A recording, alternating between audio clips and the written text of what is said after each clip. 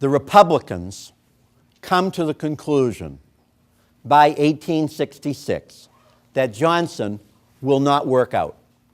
The Republicans reach the conclusion that Johnson will not work out. And as a result,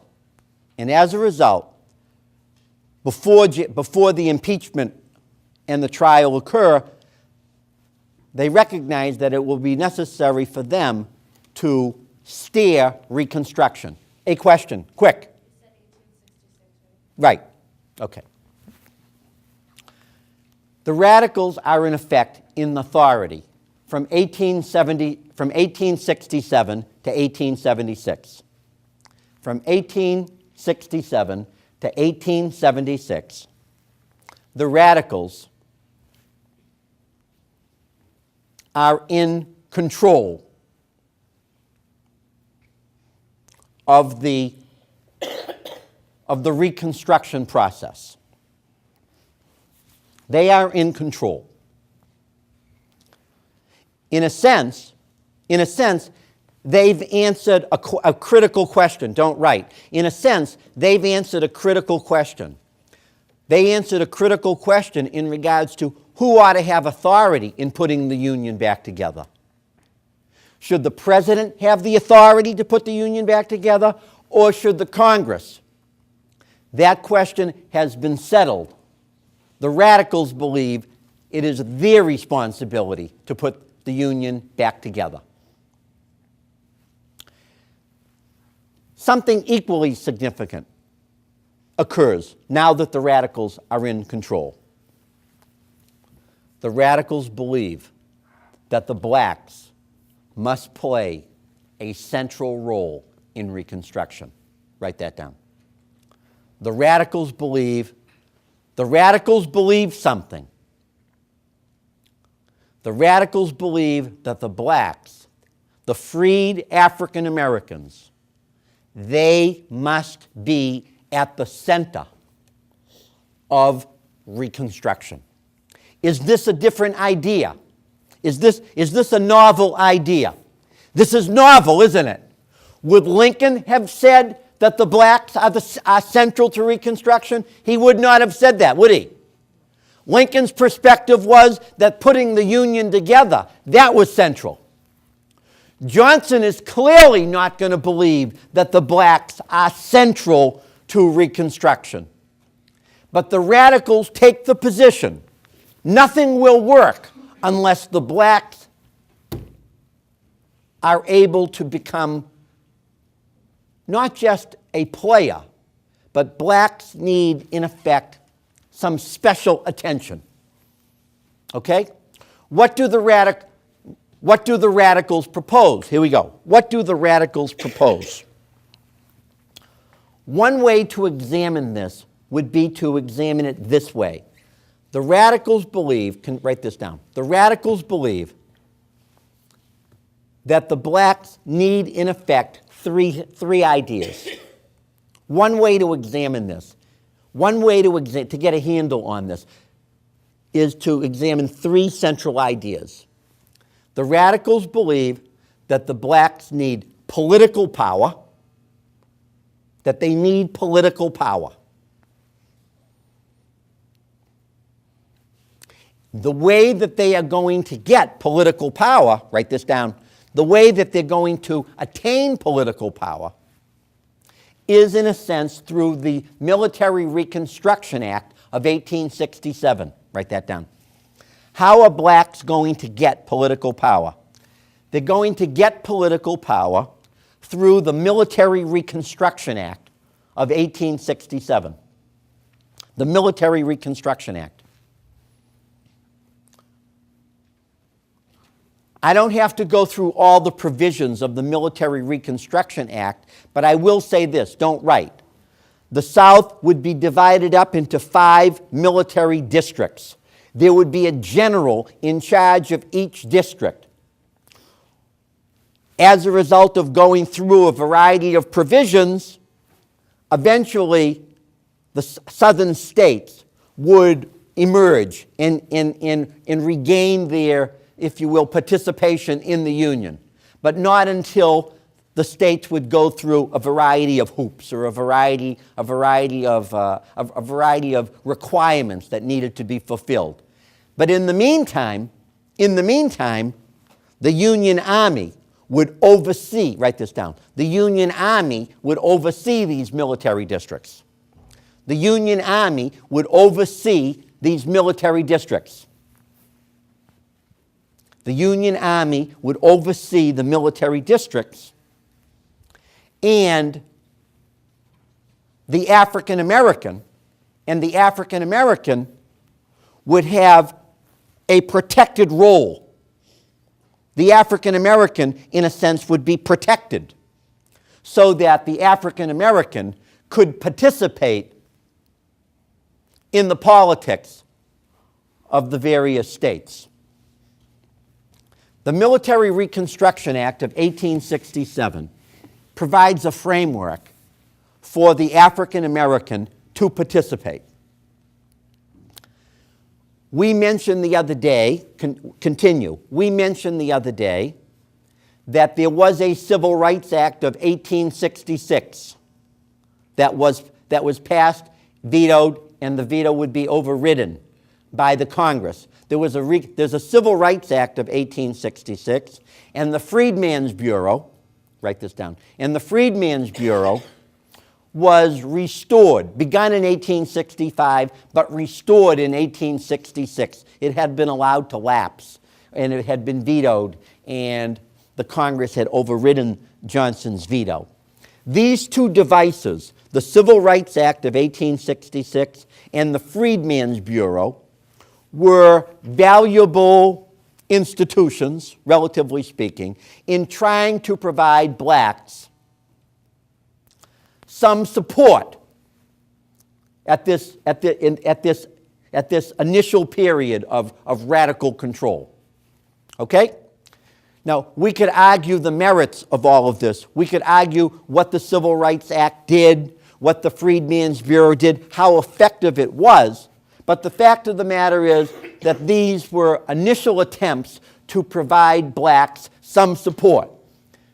Both would be inadequate, and both of these ideas will be inadequate, and they will be followed by subsequent legislation. More on that at another time, okay?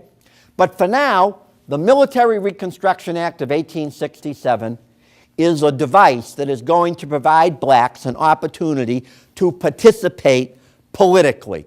I have to ask myself a question. Don't write. I have to ask myself a question. What do the whites in the South say about this? What do the whites, what do the Democrats in the South say about this? They don't like it, do they? They in effect say, we are being occupied. Your troops are occupying us. These blacks are incapable of demonstrating political leadership. You are using them against us. You are favoring them, but you really are seeking to punish us. You really are not interested in them. You're interested in their vote, but you are no more in favor of African Americans than we are. They do not belong in the position of political leadership.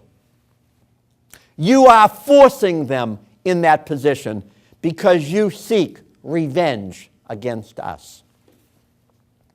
Would that be fair? Would that be a fair sentiment of how white Democrats saw the situation? I think that would. Questions? Go ahead. Nice and loud. The constant issue through this was basically Johnson's reluctance, or at least Congress, the South was a vanquished enemy.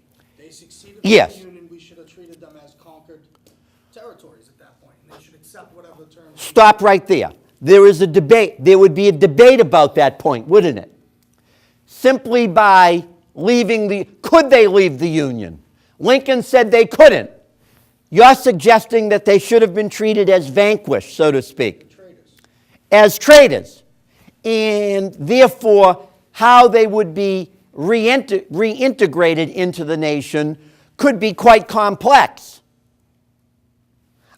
That was a philosophical issue that in a lot of ways was not really resolved per se. Lincoln thought he resolved it.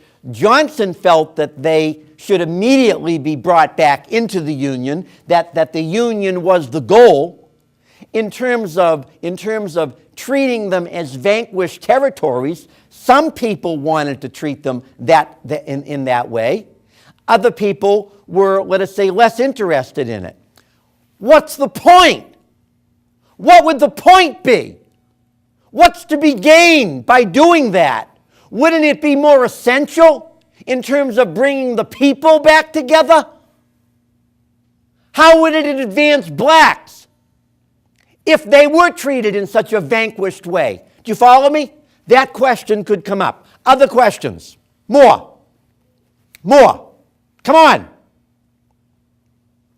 Next idea, write this down. The radicals realize that the African American population and African Americans realize that something fundamental needs to change in regards to the education of blacks. The radicals realize and blacks realize and African Americans realize that life in the South cannot change. Hi, young lady. Life in the South cannot change for them unless there is a massive program regarding the education for blacks and for poor whites. Blacks and poor whites need to get educated. And the radicals believe, and those blacks who are involved in Reconstruction, they believe that this needs to occur. Does it occur? Help me. With the hands always. Does it occur? Go ahead. It did, but it wasn't exactly drastic or massive. Okay, it does occur. In southern states that had no history of public education begin the process of providing education for blacks and for poor whites. This cost a great deal of money, and as the gentleman correctly says, it's the beginning of what was really necessary. It's the beginning. It was very inadequate. It cost a lot of money. Are the results of education quick? They're not quick, are they? The results of education are notoriously slow. And normally it takes several generations to really see some real meaningful change in regards to education. All of this will work against the African Americans. Write that down. The efforts of education in many regards will work against the African American. The efforts in order to advance education, in a lot of regards, works against the long-term efforts of the African American. When I say work against their efforts, clearly any education was better than none. Any education that would be established in southern states was better than having none. Why do I say it worked against their efforts? What did the whites say? What did the white Democrats say about the attempt to educate African Americans and poor whites? Why educate them? They're going to pick cotton. Why spend so much money? Why go into debt? Why issue bonds? Why get involved in such an expenditure? We've never paid this much money before for education because there was no education. And now look at the indebtedness that we have as a result of attempting to educate African Americans. The whites look at this as further evidence regarding black inability to lead. Write that down. The whites look at the expenses that go into educating blacks as an example of their poor political judgment. Do you follow me? The whites look at the expenditures made in order to educate African Americans and say, you're wasting the money, you're wasting our money. You're demonstrating poor political judgment by trying to educate African Americans. Do you see the point? You're wasting our money, the whites say. Demonstrating poor political leadership. This is a sign that you African Americans should not be in leadership position because you're trying to create an educational infrastructure for blacks and for poor whites. And what are the results? There's a dilemma here, isn't there?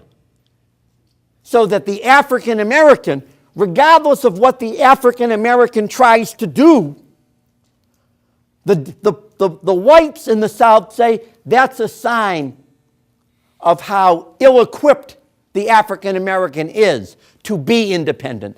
They're responsible for political misjudgment, for political corruption, for poor decisions in regards to spending money. The folly of Reconstruction is putting blacks in charge. So say the white Democrats. The radicals take the opposite point of view. Blacks must be at the center of political change. They must be educated. They must have a future. They're critical to putting the Union back together. Do you get the idea? The radicals take the totally opposite point of view from the white Democrats. Are you there? You're breathing. I have to ask myself a question. A pertinent question. Are you listening?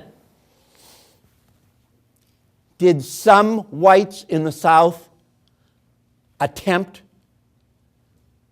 to make positive change?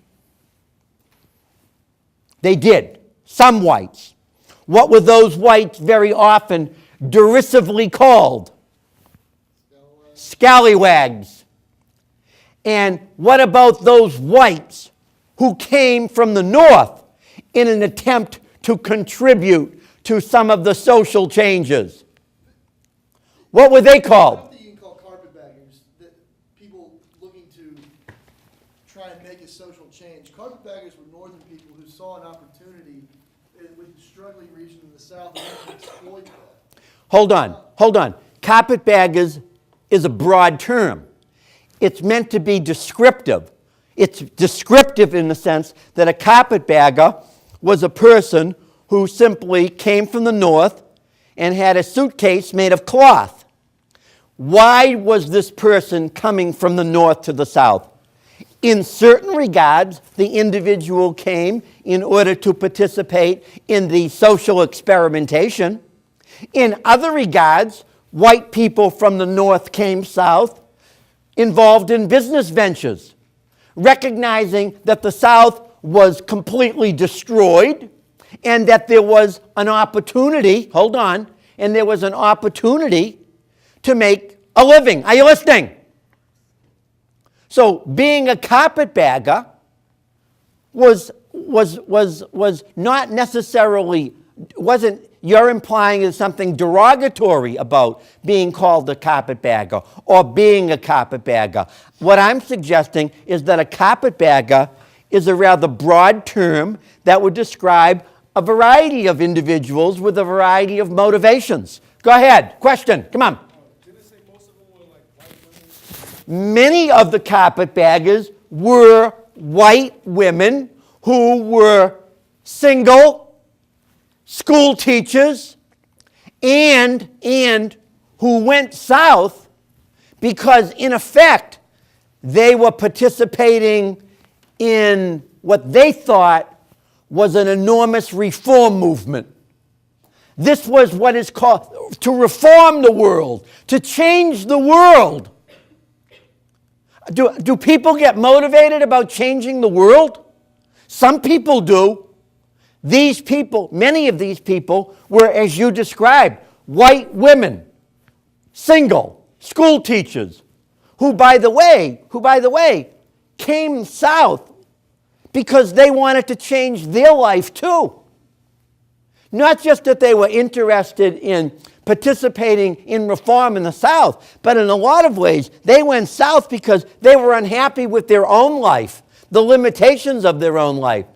Being a single woman in the North, in a lot of ways, was a very narrow, circumspect life. As it often is the case, ladies and gentlemen, as often is the case, isn't there a lot of mutuality why people do things? There's a lot of mutuality in life, meaning people do things for mixed motivations. They did it for themselves as much as they did it for other people. It tells us something about being white and female and living in the North and dreaming other dreams. Interesting in that regard, isn't it? Because this idea of Reconstruction is very much associated with the idea of creating something that never existed before. Were black people the center of anything before? The radicals want blacks to be the center of the Reconstruction effort? Wow. That's a significant dream. I saw her hand. Come on. The women who came Go ahead. here, Yeah. are they partly motivated by the slight chance that they can influence women's suffrage movement by any chance? Yes, I think that there is. We'd have to do the research to pull out the bodies to find examples of that, but I bet that we could do that. I bet if we wanted to do the research, if we wanted to go to a southern state, go to Mississippi, for example, and find 100 women who came from New England who went to Mississippi. Are you listening to me? If we examine 100 women, we might find that there would be a percentage of individuals who were interested in expanding the franchise for themselves so that they could vote, so that they could participate. Yeah, we could probably do that. I don't know. We could probably find that perhaps somebody has written on this subject. By the way, the writing on Reconstruction is totally, completely immense. So, there'd be a lot of historiography to go through in order to track that down. By the way, I have to stop for a second. Do you notice something about this Reconstruction subject? Hold on a second. That it has a trajectory greater than Reconstruction. It's about women. It's about progress. It's about economic development. It's about the role of government. It's about education. It's about a lot of things, isn't it? It's about a lot of things.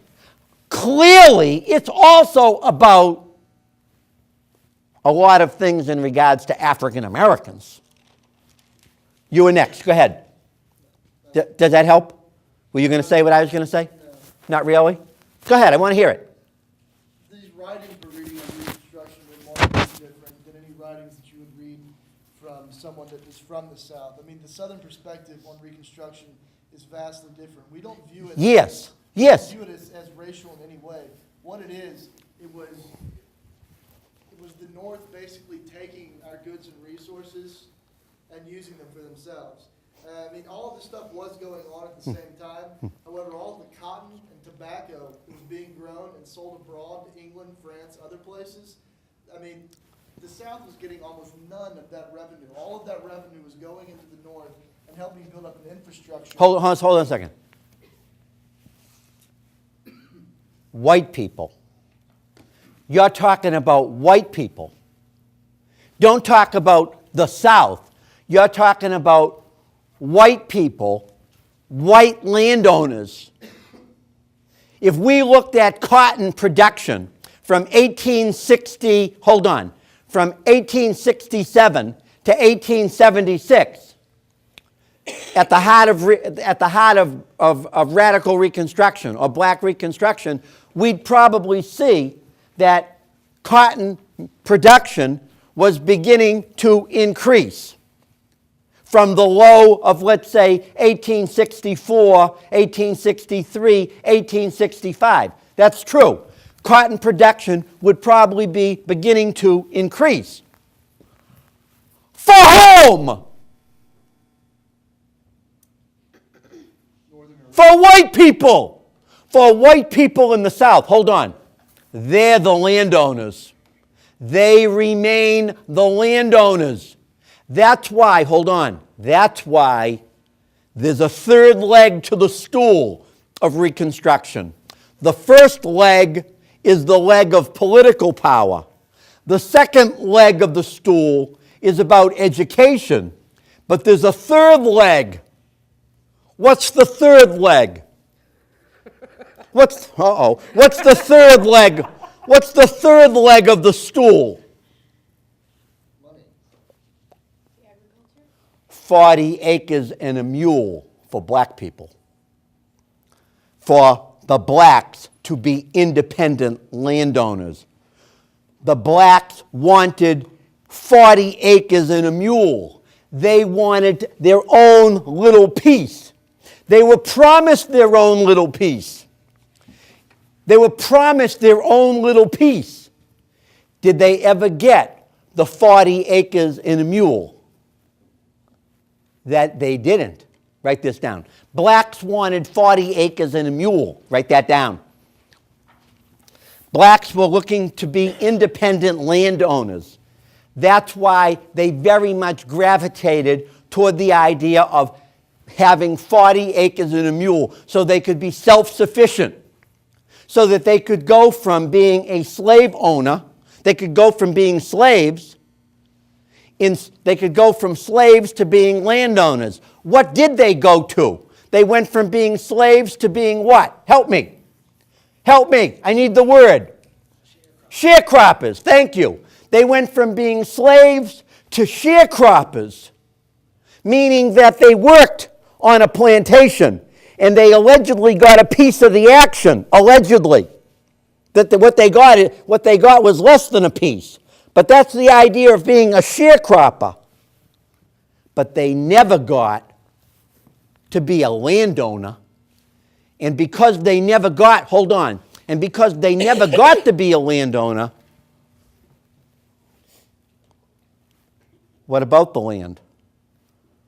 The land reverted back to the whites. Go ahead. But some states actually did implement the 40 acres and the mule plan, however, because of the states would put these weird, like, huge property taxes on it and various other things, and so eventually, I think that's something else completely. No, I think you'd have good grounds, but I don't think you could support it. Because I don't think that, pardon me? Go in what regard? Basically, they did give them land and stuff like that, but they didn't give them nothing so they could take care of it, so they ended up. Not exactly. That's not true. There was an attempt to provide bad land for people. In the South, there was a program where people could take on the poorest land. It never went very far.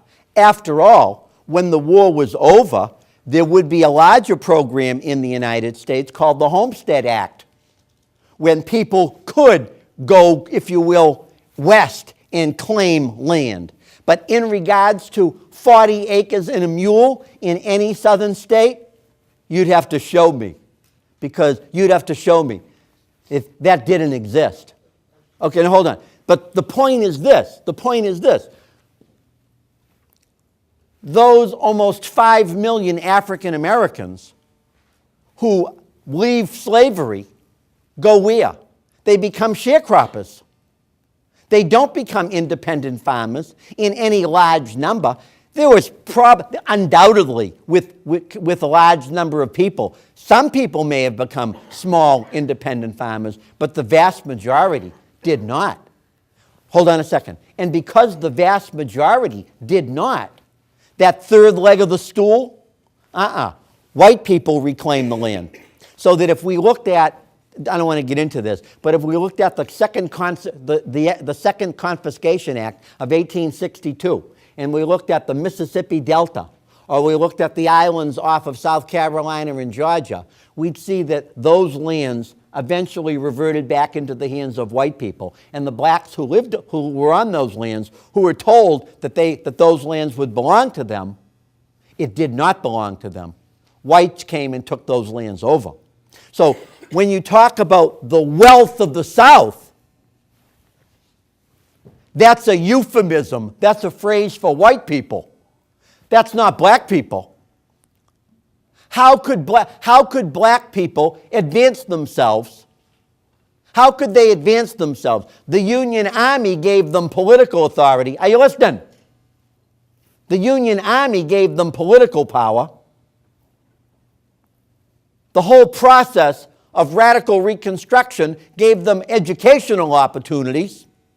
They provided their own labors in both regards, but in regards to a social revolution in land ownership, that did not happen. Go ahead. I was gonna say, Are you listening? Do you follow me? Do you see the problem here? Do you see the problem? Do you see why the Civil Rights Act of 1866 isn't going to help? You see why the Freedmen's Bureau isn't going to do a great deal? You see why there'll be another Civil Rights Act in 1875 that really won't make that much difference either? And then the Congress says, well, we need something more firm. That's why in 1868 we need the 14th Amendment. And in 1870 we need the 15th Amendment. So the radicals will bring on the 13th, 14th, and 15th Amendment. But what's it going to do without the third leg of the stool? Hold on. You are next. Come on. those incidents where blacks did own land Yes. in communities, those were basically land trusts between like Civil War veterans and private. I think that if we did a study of black land ownership in any state you wanted, if you wanted to take South Carolina or Georgia and take a look at black land ownership, you would find examples of black land ownership, but it would not in any way relate to the overall black population. It would be marginal. 5%, 6%. So most of them weren't like individually owned. They had to pool their resources. Well, that's one method. That'd be one method. That'd be one method. More. Go ahead. You were next. Nice and loud. Come on. The gentleman asked a very important question. How powerful were the radicals? Stampp tells us that they were not powerful. Stampp says that the vast majority of Republicans were moderates. There were some conservatives, but the radicals had a kind of inspirational authority. And they had this inspirational authority because people recognized that there needed to be either some punishment or there needed to be some support for the African American. But in terms of their significance, in my opinion, and I think Stampp would confirm this, please correct me if I'm mistaken, that they have very thin political support. They carry the day, but they have very thin support. By the way, that's why they don't last very long. How long are the radicals in control for? 1867 to 1876. In 1876, there'll be a contested presidential election. Hayes will win the election after he promises what?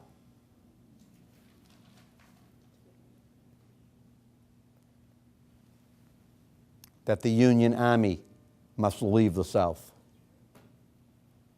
When the Union Army leaves the South, what's the status of the black going to be? It's going to collapse. Hayes wins the presidential, write this down. Hayes wins this contested presidential election, the Hayes-Tilden election, Hayes-Tilden of 1876. Hayes wins this contested presidential election. He wins the election. but only after a compromise. By the way, Florida screws up the election, okay? The more things change, the more they're saying. Go ahead. I was just gonna ask, why you keep saying contested? Well, it was contested because the Florida vote was convoluted. It wasn't clear as to who ought to get the electoral votes in Florida. The more things change, the more they remain the same. Florida's, because of Florida's contested vote, whether it should go for Hayes or Tilden, it's finally decided that it'll go for Hayes, but Hayes promises that the Union Army will withdraw. And when the Union Army withdraws from the South, white people, in effect, take the South, redeem the South, begin the process of taking control in the South. Remember that three-legged stool? Political power, education, 40 acres and a mule. When the Union Army leaves, what happens to black political control? It begins to evaporate.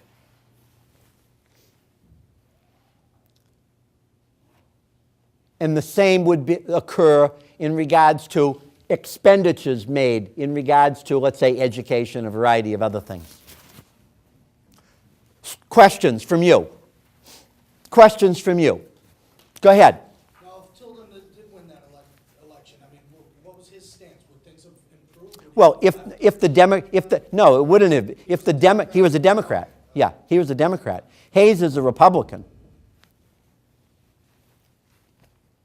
Go ahead. What about Yeah. the radical Republicans and their desire to, in essence, punish the South? I mean, part of their stance was race relations, but most of them were accused of only, like you say, only wanting their vote. And in Right. essence, a lot of what they were doing, they weren't doing to help black people, they were doing to punish the white people that seceded from the Union. I think that there is a lot of truth to that. I think a lot could be said. I think a lot could be said that many northern whites felt that the South needed to be more punished as a result of this war. And punishment meant to make it difficult for the southern states to regain their status. And I think that punishment also meant that the people who were the leaders of the South, the white aristocratic landowners, are you listening to me? The white aristocratic landowners, this was a group that many people felt needed to be, if not destroyed, at least significantly altered. And how could those white aristocrats be smashed? Did some whites seek that? Yes, clearly. Just as whites sought to make sure that the Democratic Party would not be the prominent Southern party. There was the hope that the Republicans might have some authority in the South. As it was, if you were white in the South, you were mostly a Democrat. And that was because the blacks were Republican. Race very clearly defined that. Hold on to your idea for 1 minute, okay? Because I just want to make another point about the gentleman's comment. The gentleman talked about punishing the South. And I think that there is validity to that. There was a desire to punish the South. You can appreciate that, I think, can't you? This war was a very, very strenuous effort. This war lost many lives and much treasure. This war very much demolished the sense of unity in the country. This was a devastating, devastating struggle. And there was the feeling that someone should be responsible for that struggle. And the white aristocrat was seen as the person responsible. Many whites felt, wouldn't it be useful if we could change the whole economic nature of life in the South. Let's make the South urban. Let's make it industrial. Let's diminish the influence of the aristocratic plantation owner. Many whites felt that would be a viable and useful thing to do. In other words, how do we punish somebody? By changing them. Changing, in a sense, their anthropology. You stay awake, okay? Question, come on. You. No, I'm sorry. You were next. Go ahead. Yeah, no, I was just making this point. Nice and loud. Don't you think it's kind of true that they were just going after the votes? A politician, listen. When it comes to votes, does a politician want votes? Need anything more be said? They want votes. Go ahead. I was just saying the fact that blacks never given Louder. the right to vote before white women were. Well, I mean, it's an example of the inferiority of women. It's an example of the second-class status that women had in the society. Many women were upset with that. Many women wanted the vote, and they felt that they should get the vote. But look at, ladies and gentlemen, have you noticed that the world's not fair? Have you noticed that the world doesn't always work to some higher standard? Have you noticed how unfair life is? Right? And so the desire of women to gain the vote, that would have been a social revolution. Just as it would have been a social revolution to take land that belonged to white people and divide it up and distribute it to black people. That would have been a social revolution. Here we just fight some cataclysmic civil war in which 600,000 people get killed. We spend $15 billion, and some people want to continue into a social revolution. Don't you think that that might be a little excessive for the society? I do. That won't work, and it didn't work. That's why women didn't get the vote, and why African Americans didn't get 40 acres in 40 acres in a mule, and why the radical Republicans never really could get bigger and stronger. They got smaller and weaker. Go ahead. When you think it would have some moral factor, because with the North hurting the South with free slavery, they losing free labor. Wouldn't that make cotton more expensive? That's why the sharecropping system made financial sense to the white plantation owners. More. Go ahead. Do you think that the way that the radicals handled Reconstruction may have effects that we still see today between relations and the way that people from the South are viewed, the way that the people from the South view the North, the way that there's sort of this... The gentleman is asking a very important question. The gentleman is asking a question about the hatred, the racial-related hatred. You seem to be suggesting that Reconstruction was critical to the racial hatred. I wouldn't say that it was... A component. But it was a very key component. He wants to say it's a key component. I think, what would Stampp say? Forget what I would say. What would Stampp say? Stampp would say, go ahead. Say yes. You think he would say yes? Well, a difference of opinion? I think he would say no, because Stamp is basically really trying to... Nice and loud. I think Stamp's book is more trying to say the positive influence of Reconstruction, trying to do away with the...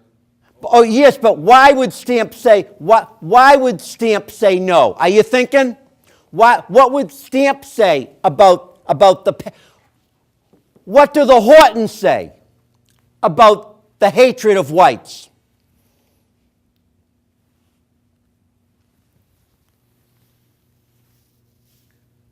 It was in the DNA. It was there. Go ahead, 1, 2, come on. Say, I mean, that friction between like North and South whites just kind of not. Not just not north and south, within the whites of the South. What gave rise to this Ku Klux Klan? Was it Reconstruction? Or was it the fact that black people were trying to step out of their role? If we say that blacks were looking for political power in education, they wanted something they never had before, right? They sought to step out. They were looking for something new. I think the Hortons would say, and I think Stampp would say, Reconstruction certainly brought out some passions. But the hatred, it was from the get-go. That's what I think Stampp would say. But look at, ladies and gentlemen, what did we say? Does anybody have a monopoly on interpretation? Nobody. That's the beautiful thing. Write your book. Write your book. Write the book. Tell me how Reconstruction was misplaced. The radicals screwed it up. The radicals misplaced Reconstruction, and they brought out great animosity race-wise that continue. You want to make, by the way, that case was made. That case was made by William Dunning. Dunning was the Columbia University professor who made that case. And that's why Stampp wrote his book, to refute it. Go ahead. I actually wasn't really talking about race relations at all. Okay. What I was saying was Stay awake. the damage that was done, not literal damage, but the economic damage that was done to the South during the time of Reconstruction, as well as some of the... Stop there for a second. Stop there. The damage done to the South was done through the devastation of the war. The war, everything that was, the burning, the destruction, the urban areas were absolutely broken down. Farms were burned, cattle and animals killed, fields were destroyed. That was the war. Go ahead. No, listen, you're making a good case. I'm just... Go ahead. All I'm saying is that I don't think we should be too quickly to give all the radical Republicans a pat on the back for their work for Reconstruction. The fact of the matter is, while Reconstruction was necessary, it could have been done better. A lot of people, including me, think Lincoln's plan for Reconstruction was a lot better than the radical Republicans. Also, I'm not saying, a minute ago, I didn't mean to suggest that Reconstruction caused the hatred, the racial hatred. I was just saying... It exacerbated it. It didn't do anything to Yeah, help the okay, situation. okay. That's all I was saying. The gentleman is trying to take a moderate point of view, isn't he? He's trying to take a moderate point of view.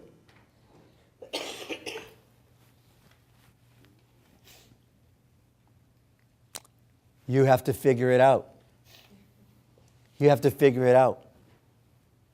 This is what I want you to do. I want you to read, I want to talk about the 14th Amendment. We're not leaving this, okay? But by the way, the point I made, is this bigger than Reconstruction? It is, isn't it? This is about the whole trajectory in American history. This story doesn't end with Reconstruction.